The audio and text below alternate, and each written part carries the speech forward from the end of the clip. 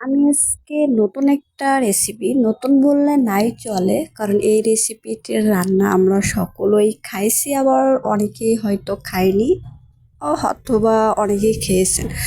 তো চলুন দেখা যাক আর রেসিপিটা কি।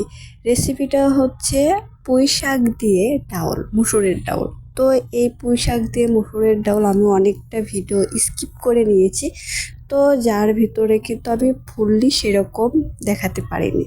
তো আমি এখানে এই যে মানে বাটা কষা যা লাগে, পেঁয়াজ রসুন আদা জিরা সমস্ত বাটা কষা নিয়েছি, মরিচ নিয়েছি, তারপরে দেখেন ডালটা কিন্তু আগে ভালোভাবে কষিয়ে নিয়েছি। কষিয়ে নেওয়ার পরে তারপরে আমি পুঁই শাকগুলো কিন্তু দিয়েছি। আর পুঁই শাকটা আমার অনেকটাই পছন্দের, বাট পুঁই শাকটা এই ডাউল দিয়ে রান্না করলে, ভাজি করলে এবং শুটকি মাছ দিয়ে রান্না করলে এবং চিংড়ি মাছ দিয়ে রান্না করলে বেশ টেস্টি লাগে আমার কাছে।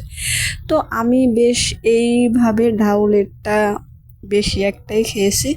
তো পুঁই শাকটা দেখে মনে হচ্ছে অনেক, আসলে অনেকটাও না, মানে ছোট কড়াই আর আমার রান্নার জন্য বেশ অল্প হলেই চলে। তো আমি সেইটাই নিয়েছি। তো একটু পরে আপনারা দেখতে পারবেন যে আসলে এটা এখন মনে হচ্ছে অনেক, যখন এটা সিদ্ধ হয়ে একদম টুটে যাবে তখন মনে একদম অল্প হয়ে গেছে। তো আমি এটাকে ভালোভাবে কিন্তু নেড়ে দিচ্ছি, যাতে এটা ভালোভাবে নেড়ে নিয়ে একটু চুপসে যায়। চুপসে গেলে ঢেকে দিলে কিন্তু ভালোভাবেই হয়ে যাবে। তো এটাকে আমি বেশ ভালোভাবে একদম সাবধানে নাড়াচাড়া করতেছিলাম, কারণ আমার কড়াইটাও ছোট আর পোশাকটা দিয়ে মনে হচ্ছে যে আমার কড়াইয়ের উপর দিয়ে উঠে গেছে। তো আসলে একদম অল্প, কারণ সবজিটাও অল্প আর তরকারিটাও বেশ অল্পই হবে।